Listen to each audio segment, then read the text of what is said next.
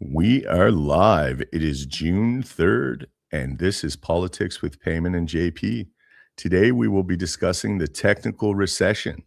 So with that said, I'm going to throw it right over to you, Peyman. How you doing, bro? I'm doing good, but it pains me that we're promoting this made-up term, technical recession, but such is life. So let's start over here. I was checking out my YouTube feed yesterday, and all I did was I typed into YouTube Canada and economy, and Global News is regurgitating that term, technical recession. Bloomberg talking about consumer confidence. CTV News talking about technical recession.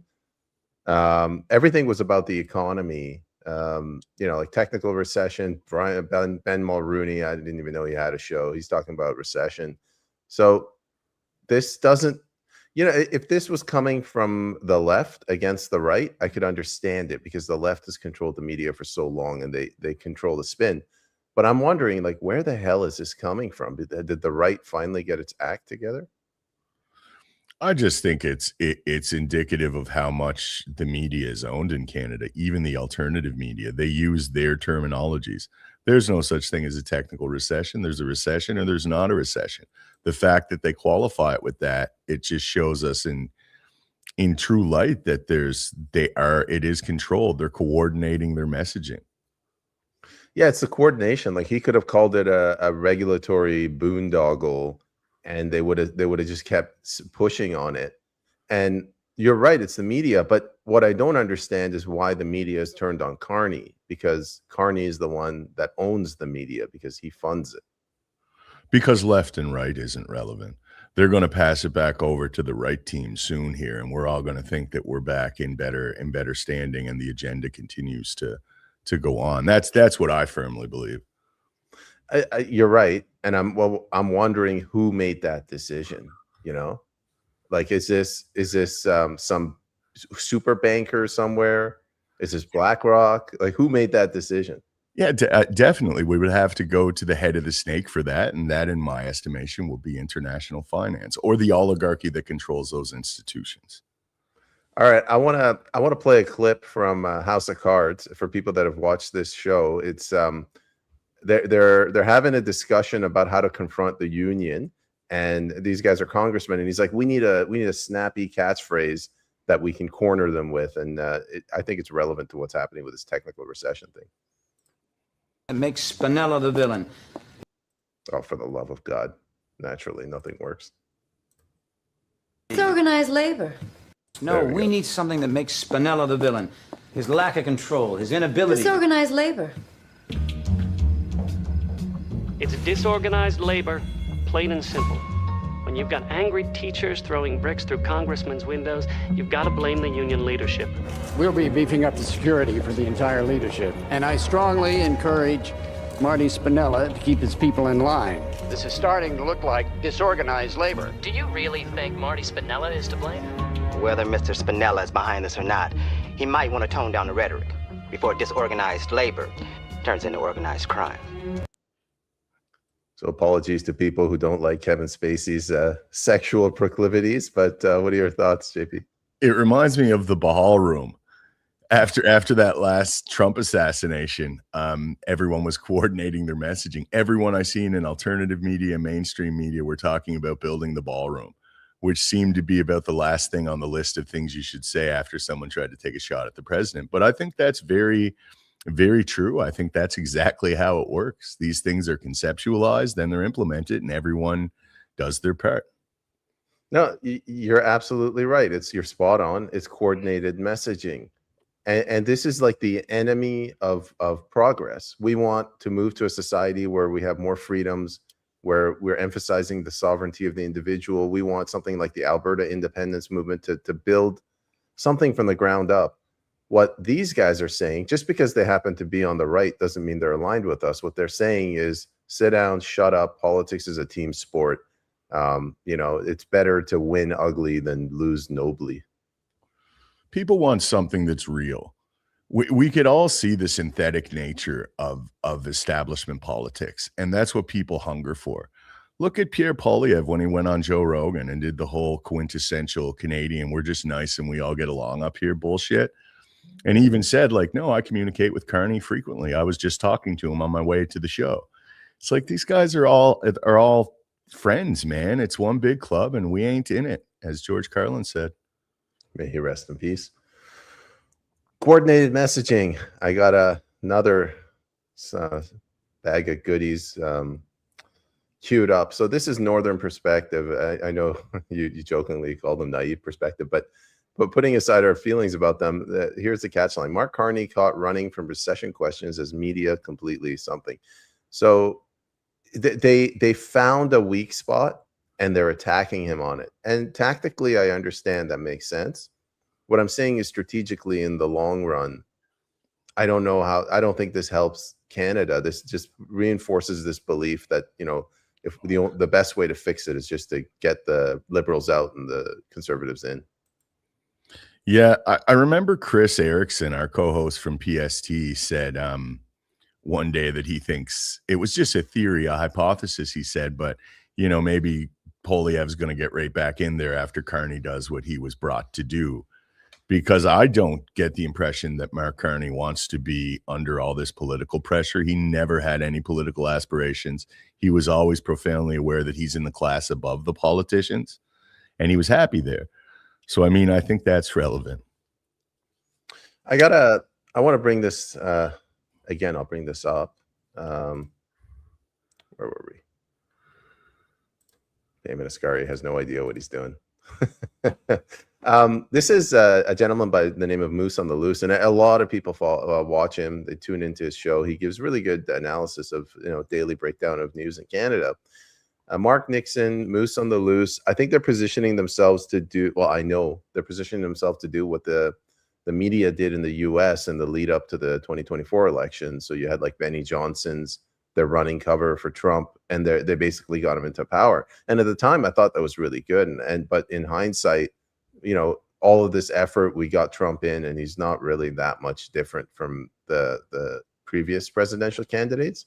So I look at this, and I don't think this is the right way forward. No, and to reference what's happening with MAGA, with Benny Johnson, and there's a bunch of other ones, their names escape me, but they're still on Team Trump. When all of the legitimate people that were independent voices and alternative commentators, they called Trump out when he started not delivering. They called Trump out when he did the antithesis of what he ran on a repudiation of neoconservatism, and then became the super neoconservative. And we're all just supposed to relax and go along with the plan. We're panicans. It's so ludicrous, man. And that's the glory of this right-left thing. That's the glory of divide and conquer and the two-party system. They keep us trapped in one or the other. We really believe they're different, and we don't understand that there's larger powers that control these candidates. Well, there's something ominous in the comments you just made, because Trump got in, and then the independent voices figured it out. So what do we got? Another 2 years of Carney, and then we're gonna have to get Pierre in before our independent voices wake up. That I don't know if Canada has that much time. That's the only thing I could think of, man. When I look to Europe, and I reference this frequently, the Europeans are way ahead of this game. They've found out years ago that both of their main parties are captured. So there's populist parties and there's grassroots parties that have gained relevance with the electorates in these countries, and it's a big problem. They're way ahead of the curve. In Canada, we're trapped in red team versus blue team. Same with America too, honestly, but that's done now, especially with the way Thomas Massey was primaried with all this big donor money. It became very evident to the populist MAGA people. I mean, we need a new name now, because MAGA has fractured into two distinct groups. There's the pro-Israel, pro-neocon, pro-war MAGA, and then there's the America First MAGA. But yeah, man, I think in North America, you would have to say we're behind the curve comparative to Europe. Man, Americans they're spectacular people, and they've gone through so much more than us Canadians. The Patriot Act really woke up a lot of them. And then you had the great financial crash. They tried to take back their country. You had the Tea Party movement. You had Ron Paul. I guess Ron Paul was before the Tea Party movement. You had the first Trump run. These people really believed in what Trump was selling. So they've been trying to take back their country. And with every setback, with every frustration, it just encourages them more and more that they are on the right side. Whereas in Canada, it's like, yeah, life is good. Pumpkin spice latte, please. Yeah, well, Canada too, like we had Pierre Poilievre, who's not half the salesman and actor that Trump is. Like Pierre's feckless sloganeering rhetoric was incomparable to Trump. I don't like brash people. I don't like people that have no class. Like it just, I don't like that. And Trump would be someone who I wouldn't really like, but I loved him. I absolutely loved him. I fell for it. I fell for the kayfabe. I got into it. I liked that he was being brash and short with these people because I felt like he was genuinely for the people of America. He was a billionaire populist, as ironic as that is. That's what I felt. And that's why I was receptive to his messaging. But I mean, I'm the kind of guy that I believe my eyes. So when I see something that refutes what I'm feeling, I have no problem changing my mind. But a lot of people can't do that. The cognitive dissonance kicks in, the tribalism kicks in, and they're on there telling people to not pay attention. You know what I mean? Don't worry what he's doing. Just don't panic. Trust the plan. It's ludicrous. Well, look where we are right now. Like our worldview is that there's been a corporate takeover of the West. Call it whatever you want. But BlackRock is the easiest way to visualize it. The others, they're blaming immigrants. Just to be clear, I'm not saying we need more immigration. We need far less. But when they blame immigrants and they start hating those immigrants, they get angry. They feed off their own anger. And the podcasters love that because, the more they feed the beast, the more viewership they get. And then they just go down this horrible path where there is no progress. Yeah, it's the same thing with the left and the right. They blame the left. It's like, no, it's the left. It's like, well, where are they? Like, what should we do with the left? It's not the left. The left are people that reacted to the stimuli that was set out by the establishment. So it would reflexively make you react to it and keep us perpetually looking left and right instead of up. I promised I wasn't going to say the bankers this episode, but I can't do it, man. It's the bankers. It's corporate takeover. That's a fine way to word it. But it's a supranational structure above our politicians. And until people can really get that through their thick skulls, we get nowhere. So speaking of bankers and economy, I have 3 really dry graphs. So if anyone in the audience wants to drop off right now, I promise I'll go through them as quickly as I can. But I can't. So before we do that, I'll give you a opportunity to comment on this. I'm sick and tired of these economists and just the expert class pretending like they're the high priests. Only they know the truth. The rest of us, little people, we couldn't figure it out. It's a technical recession. What's a technical recession? Well, it's a recession. What's a recession? 2 quarters of negative growth.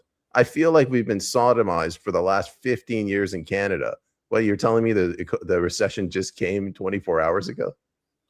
Yeah, it's insulting, and that is exactly what they're reliant on, is the low information nature of the electorate. And the biggest reason why we are low information is because those division ops are so efficacious. We don't need to know the details of these economics because it's the left. It's those dumb libs. I know it is. And we just got to get the blue team in. And that trumps our faculties for reason and critical thinking. That tribalism is a more powerful emotion, and they don't really have to, so they get away with it. All right, let's bring up these graphs. I have to remove this. All right, so here's the first one. This is GDP in US dollars. 2001, it's going up till 2011, and then it kind of just flatlines. 2013, 2014. Something happened in 2015. I don't know. Did something catastrophic happen in Canada in 2015, JP, that you know of? Definitely. Yeah. Well, if the audience knows, put it in the comments. That's so right. The economy did get worse. It kind of rebounded, and then COVID is just printed money. But if you don't need to be an economist. Just average it out. Like this is a straight line. After 2011, like there was no growth. If you put this in front of like an 8th grader, where do you think the recession started? They'd probably be like, well, probably 2011. This is not a partisan issue. Canada has been going down for a long time. Yes, and I'm a firm believer, and I use the term frequently, that this has been a managed decline. And they did it very incrementally. Number one, the biggest reason is they had to let Canadians acclimate to their lesser quality of life. Canadians had it pretty good, especially even comparative to other G7 nations. We had a good quality of life. We used to top the lists of the best places to live for affordability and many other metrics as well. But I think that was the whole premise. It's like this had to be a slow boil, or we would have got out of the pot.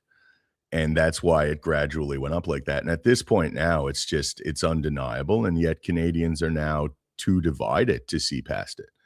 It's really a little disheartening, man, to see how susceptible people are to falling into these traps. Well, probably because these graphs that I'm bringing up are boring for people. This is another one. This is GDP per capita, and this is in nominal US dollars. This is not real. So factor inflation in. But again, like after 2011, but specifically after Trudeau came in, our GDP per capita, like basically how much money we make, our wealth, our ability to live has been just flatlined. This is why Canada's standard of living is below every single state in the US. This is, I don't like Carney. I want him out. I never wanted him in, but to blame this purely on Carney, I think is misleading. Yeah, 100%. Mind you, now Carney, a lot of people presume Carney was the power behind Canada the whole time. Like he was Trudeau's handler essentially. But it's so much bigger than one person. You can't just put it on the back of one person that exists in this systemically corrupted machine that we call Canada. This was a long time coming. This is, again, I believe, a corporate style takeover of our democracies, if you could call them that. And I think they want us to acclimate to a lesser quality of life.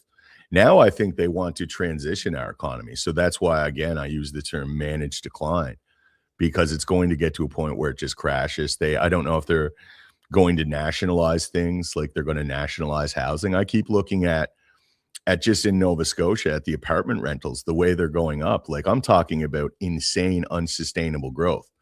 $900 in 2020 for a unit in my building compared to $2,400 presently. So in my eyes, it's like I ask myself, like, what happens when it gets to $3,600? What happens when then they have to nationalize the housing? You know what I mean? They just come in and the government takes it over and sets it. And maybe that's what they're doing. But clearly there's an end in mind. There's an end goal they have.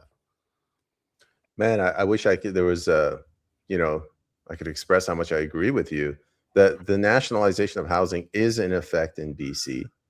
And Jeffrey Tucker, the gentleman who always wears a bow tie, he looked into this in the US and he said, you had two inflationary shocks in the 70s, and then that forced women to get a job. So you went from like a single earner household to a double earner household, and it hid the fact that people were getting poorer because they would look at household income and it looks like it's steadily growing. It's not growing. They're just working twice as hard.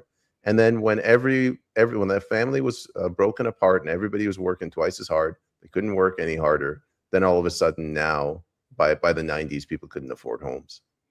Yeah, the post World War II prosperity that we felt in the West was unsustainable. We couldn't bring it to scale.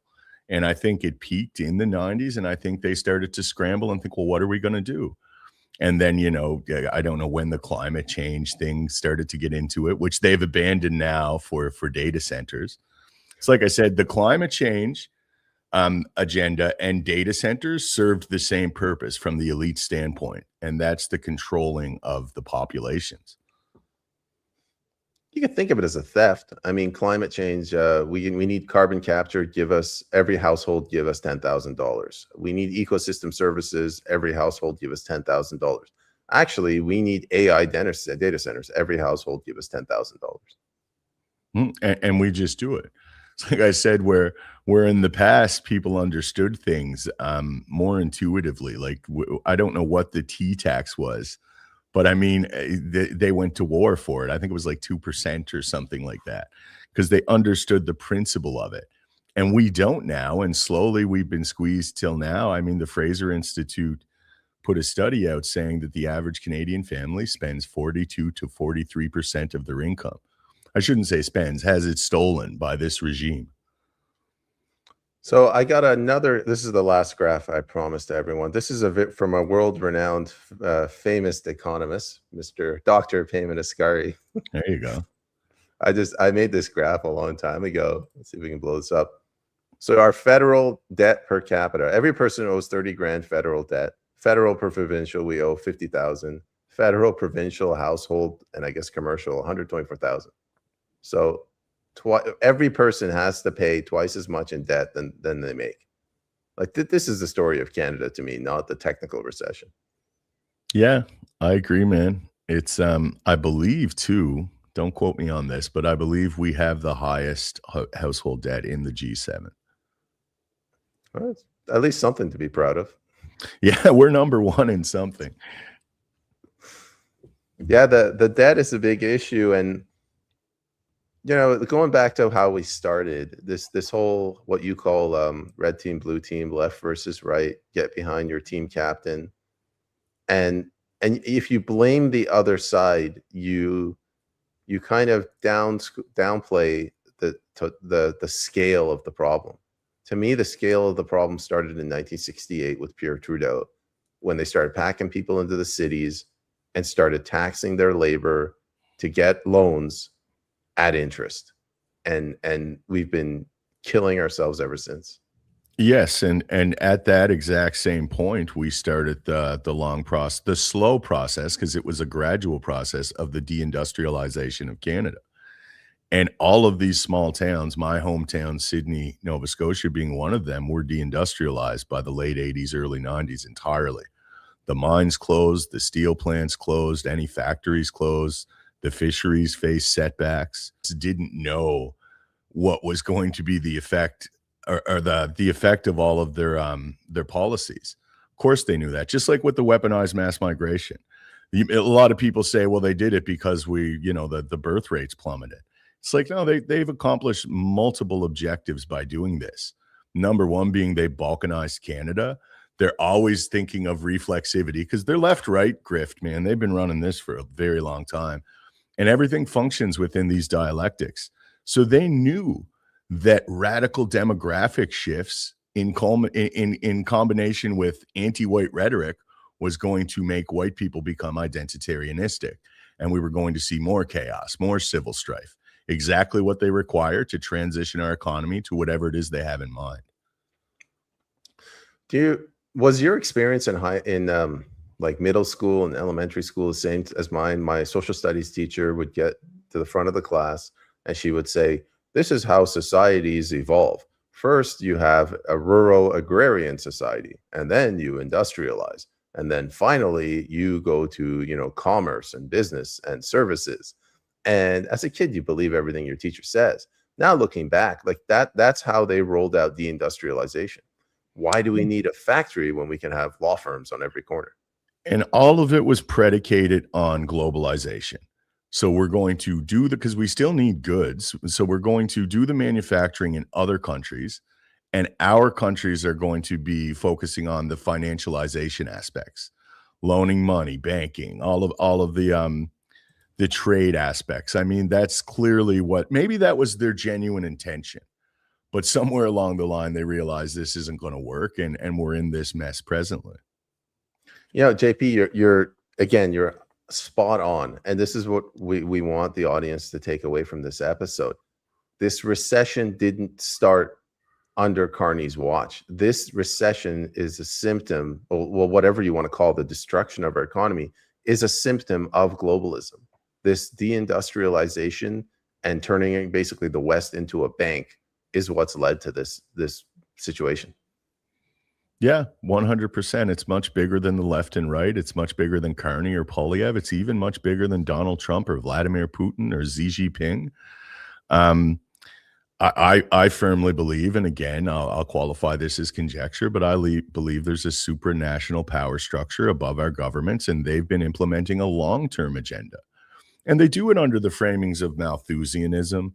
Like, we're going to run out. It's for our own good. There's going to be too many people. There's going to be all of these calamities as a result of overpopulation. So we have to control the population. This is the pernicious aspect of tyranny. They don't merely feel entitled to tyrannize and subjugate people. They feel that it's their ethical responsibility to do so. That's chilling when you really grasp that. They feel like they're doing right by us, and we're too dumb to know any better, and they have an obligation to do so. So I've been keeping an eye on the comments. We got 15, but before going to that, I wanted to play a video, if that's okay with you. I know I've hijacked Definitely. the show. Before we do, though, no, I like this, man. This is fun. Before we do it, I just want to appeal to the people watching. If you could please share this this broadcast, it's very advantageous for us. So this video is from a gentleman by the name of Will Abram, who is he was a fantastic human being, a great Canadian. And it's a tragedy that has passed away. Public education teacher. He explains what's going on better than Carney ever could. And let's give this graph was created by a professor who taught at Malaspina College, and he lived on the. Sorry, I watch everything on double speed. Oh no, he's talking fast. Okay, go ahead. Island here, and we collaborated a lot. This was one of the things that helped get me educated into the understanding of the money scam. Now, he created it from the numbers that he got from the 1993 Auditor General's report. And at that time, we had borrowed no more than $37 billion over a long period of time. But in 1993, our national debt stood at $423 billion, of which $386 billion was simply interest on interest on interest. So the principal that we borrowed from 1867 to 1992 was only $37 billion. $37 billion, that is correct. And the interest that accumulated from that principal over that period of time was $386 billion. Yep, that is correct. Well, I'll stop it there. I think you get the message, JP. Yeah, I mean, that's very accurate, and that's what people have to understand about our situation. Now, I believe this is a result of a deficiency in our system between production costs and wages paid out to people. I don't think it's self-liquidating. So I think it absolutely requires the servicing of our economy with an influx of credit. But the fact that they're allowed to then, private institutions are allowed to then service that debt and have this massive interest rate attached to it, that's what keeps us in perpetual debt slavery, nationally and individually. So if you guys remember way back when, hundreds of thousands of years ago, when Chrystia Freeland was the deputy prime minister, and when Canadians actually followed politics because they had faith in the country, she got up and she said, I'll play fast and loose with the numbers. We have, we're bringing in $50 billion in revenue and we're budgeting $75 billion in expenses. That means that rather than paying off that debt, the $37 billion this guy was talking about, they're going out and they're getting another loan. So you're spending more money than you have, and you have to get a loan to pay off what you owed from last year. So this is like, that's the problem. It's not this technical recession. It's that we're spending and living beyond our means. Yeah, and it's all under the guise of endless growth, which is such a misnomer. It's hard to fathom the extent of that. Like, we could just keep doing this, keep investing. It's going to take care of itself. And it's also a symptom of short-term thinking from our public servants. If they're not in on it, they just think, oh, well, they're ultimately just trying to get through. They think in quarters, in fiscal quarters. They don't even think in years, annually. Like, it's just all focused there. So, I mean, it's kind of like a culmination of all these various things coming to its end. The Ponzi scheme has reached its end, and we're the generation that gets hit with it all. Well put. Should we go to the comments? Yeah, let's do some questions. So we got 17 comments. Let's see who's in the comment section. Z Chrétien, I finally caught you guys live. Well, where is the best place to watch you live? You can watch it on JP's X account. You can watch it on my YouTube account, inlayterms.substack.com. Am I missing anything, JP? Just my X account is at Semper Veritas X, and it's also on Kick. I just started putting it on Kick, and it's the same name, at Semper Veritas X. There you go. Thanks for tuning in live. Squirrel Nuts. Ireland falls to the EU in 8 to 9 days after the population voted twice no. What does that mean? I have not been following this. If this is a development, I've been very busy lately, so it's very possible. I have no information on that to comment, though. It's not the immigrants' fault. I think this was when I said immigration is a problem, but people are hating on the immigrants. It's not the fact that they hate immigrants that bothers me. Like you're welcome to be a bad person if you want. It's that attitude, adversely affects me because I want lower taxes, limited government, where these guys are just aligning with Rebel News or whatever. Yeah, it's distractionary, right? It's like our problems are the financialization of our countries. Our problems is that the ruling class are trying to transition our nations of citizens into perverse corporations of indentured employees. And that's it. Like we're in a commerce district, well, we're not having children, we're not at replacement levels anymore. Well, we'll just bring in migrants from the third world and we'll bring them in. And it's funny because the left was always traditionally against this because obviously it affects labor. And when you bring in cheap labor, it stagnates the wages of the working class of this country. But I mean, now when it's framed under grievance policies and, they appeal to people's white guilt, whatever that is, then all of a sudden it's an issue of the left. Yeah, well, they should come here. We just get rid of the borders entirely. It's ludicrous. Yeah, it's frustrating.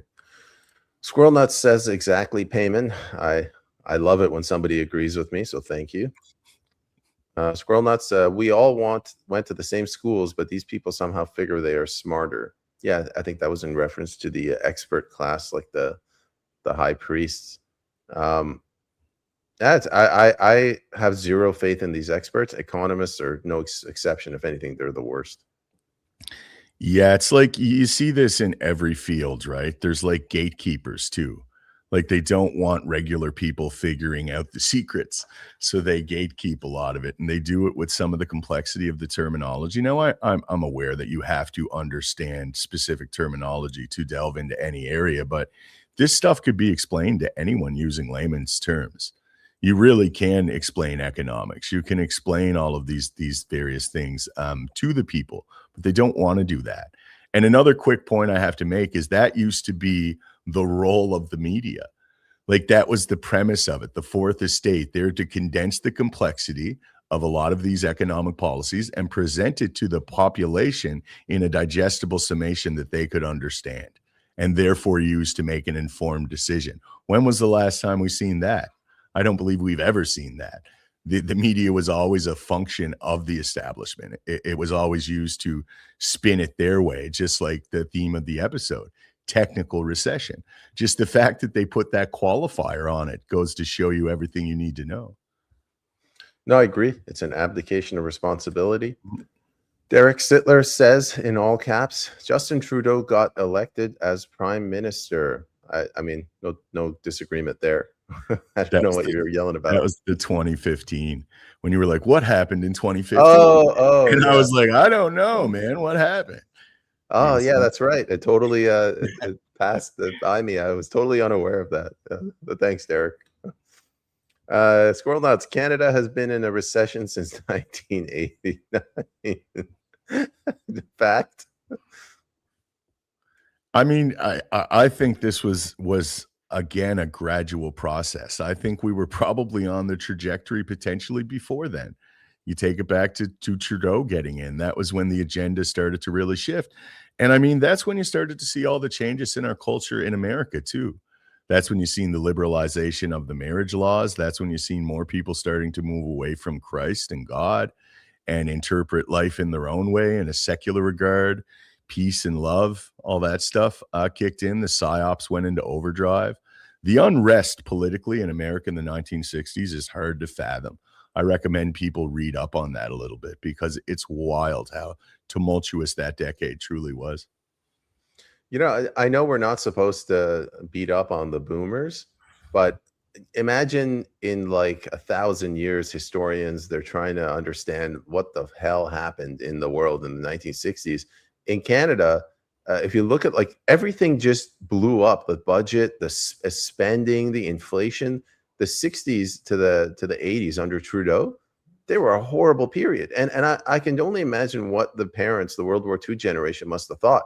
They're like, you sons of bitches, we fought the Nazis and you're doing what they did, where you're just printing money. It's the most radical transition I've ever seen. Yeah, a lot of people are just, again, they're not that informed. They just kind of go along with it. And one thing to be mentioned about the boomers, and I always feel sorry for them, is they were the most heavily propagandized people, that generation that existed. Because you got to think, all they had available was these direct communication, like TV. Like, they didn't have the internet. They had broadcast television, where it was beamed into your living room every night, and that was the gospel truth, and you believed it. So when things were framed expertly by these social engineers, they believed it. And that's what it was. Like, the media, you got to think, most of these media people that you think were trusted anchormen, they were CIA agents. It's a Mockingbird, right? Mockingbird Media. No, I agree. Andre Milosh, thank you for reposting the stream. Put a comment in put a question in the comment section. We always like hearing from you. Squirrel Nuts on fire. Carney can be blamed because he's been on the inside of Canada banking for how many decades? Yeah, I get what you're saying. I think JP pointed this out too. He was Trudeau's handler. Yeah, he's a player, man. He's a real player in this banking class. He actually orchestrated and conceptualized their whole green agenda, how it was going to work with the economy. And he laid it out in his book Values. Carney's a big player for sure. But the point Peyman was trying to make is that this is a long-term agenda. Like, there's bigger things. This is probably a multi-generational agenda. You can't imagine the people that figured this out the way they wanted to take the Western democracies are still living. I would say it's their children or the people that inherited these institutions. Squirrel Nuts is wearing down his keyboard today. Carney has been insider trading Canada for decades, brainwashing the population into bankruptcy. That is a little bit long for a bumper sticker, but it's spot on. They're brainwashing people into bankruptcy. That's what this whole debt thing is. And yesterday on PSD, I mentioned, or maybe yesterday on this show, how they use bizarre words like negative growth. Another one is debt to GDP ratio. Like, when your debt gets too big in numbers, like, guys, we can't use 2 trillion anymore. How about we do debt to GDP ratio? Well, that'll buy us a few decades. It honestly seems like stalling tactics, because you're watching all this unfold and you're like, man, they're not going to be able to run this grift forever. Like, we're going to have food shortages soon. People are going to be kicked out of their apartments, short on making payments. Like, they're not going to be able to spin it to that extent. It's almost like, I say, I can imagine maybe they're trying to wait until they get all of the legislation changed that they want, because they know there's going to be a reaction. There's a reciprocal, perpetual dynamic between the people and the ruling class. And when things get hard, people react, and they know this better than anyone. So what do they want? Well, they want to have Bill C2, C8, C9, C11, C63, C22. They want all these bills in place. So when people do push back against the change in lifestyle relative to the recession and the hard times, they have the infrastructure there to deal with them. That's what I believe. That expert analysis is just, there's so many questions. I'm going to start speeding up on this. Squirrel Nuts, I'm going to lump 2 of yours together. The fish stocks are down, so no fishing in Canada, but China can. And he says raw materials, they want Canada to be an importer and not an exporter of finished products. What are your thoughts on that? Well, yeah, it's like I was saying, the way we exported all of our manufacturing jobs. And I read an article recently that was kind of indicating like that was part of the plan. Were we making China a power by doing that? Because obviously these people must have known by exporting all of our manufacturing to China that was going to make them a more powerful nation. Were they that short-sighted, or is that part of the plan too? But it's undeniable. Yeah, Canada is going to have a different type of a role in this globalized economy, and manufacturing goods was not it. You know, if we there is no difference between the corporations and the banks, because the banks own the corporations. In case of BlackRock, the corporations own the banks. If we believe that there was a corporate takeover of the West, that makes absolute perfect sense to outsource to China, because your labor costs go down and you can sell, you open up a market to sell your financial instruments into, mortgages basically. It didn't really work out. China hasn't opened up yet, but according to the World Trade Organization, they are supposed to. China's a hard puzzle for me to wrap my head around, because I know a lot that it was Western banking money. Henry Kissinger helped Deng Xiaoping set up the model for the neoliberal technocracy that they still operate under.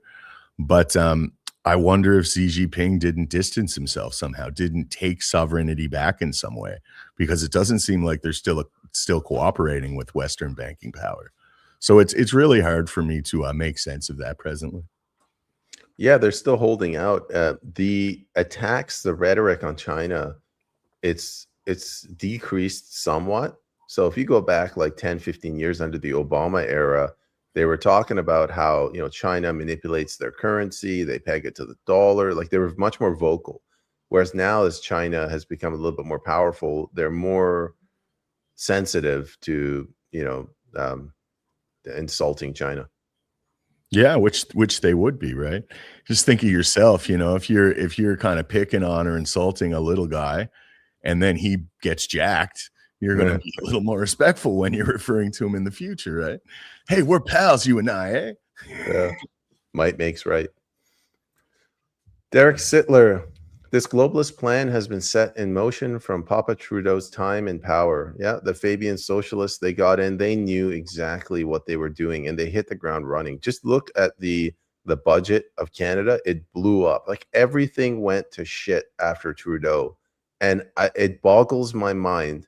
Today, I can understand Trudeau doing it, Carney doing it, because we're all a bunch of idiots. We've been brainwashed for generations. But back then, like, you had the anchor that was the World War II generation. I don't know how they let this happen. I just think with the sophisticated nature of their propaganda is what I think. Like, I remember my grandmother, who served in World War II, and her husband served. She lived all over Europe after the war. Very wise woman. She loved Trudeau Sr. Like, they didn't get it. Like, the way he was presented was a positive thing. And like I said, that back then, you have to think people were way less skeptical of institutions and institutional power. So, and especially with that generation, that's what made them so great, really. Unfortunately for them, they had faith in a very corrupt institution and set of elites. But yeah, I believe it started in the 60s, man.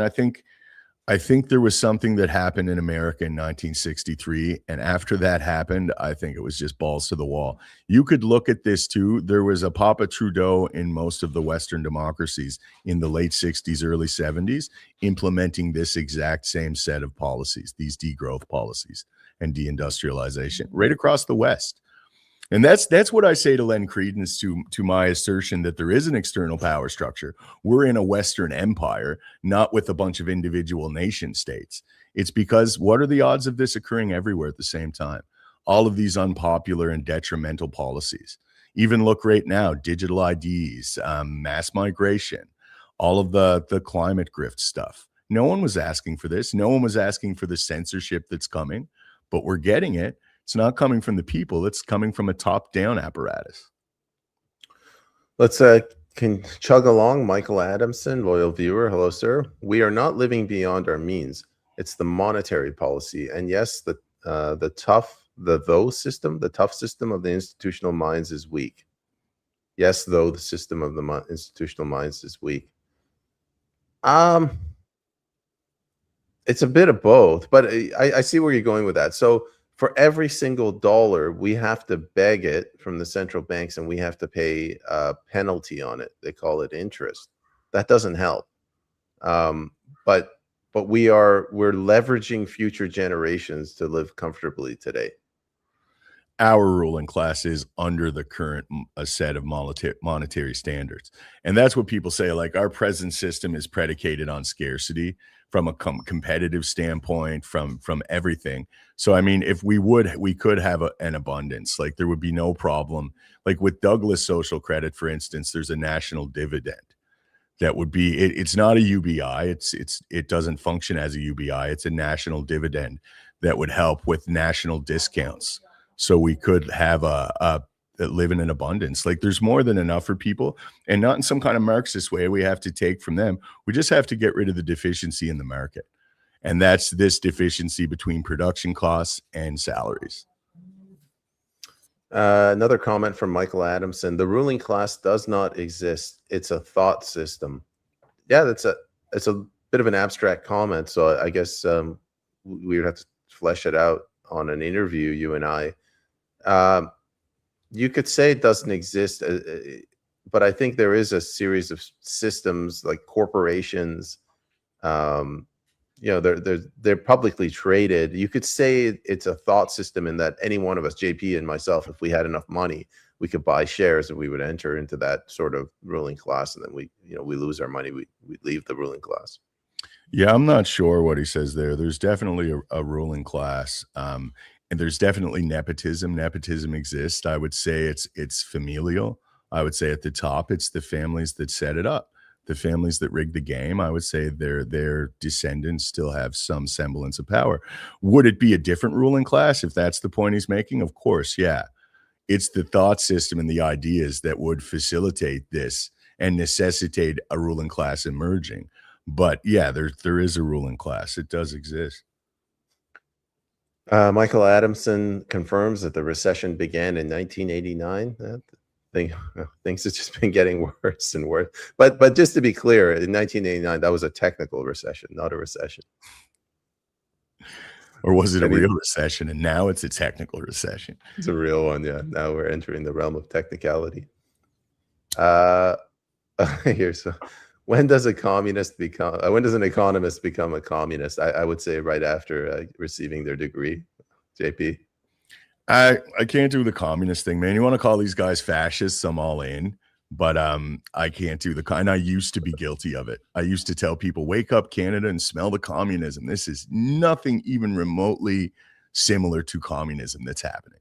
We have a banking elite that's transitioning our countries into corporations and the people into employees. This is not communism. This is not the proletariat seizing the means of production. I'm really disappointed Andre hasn't commented once. Derek Sittler: all the players on the field today were groomed into their roles through the WEF indoctrination as Future World Leaders program.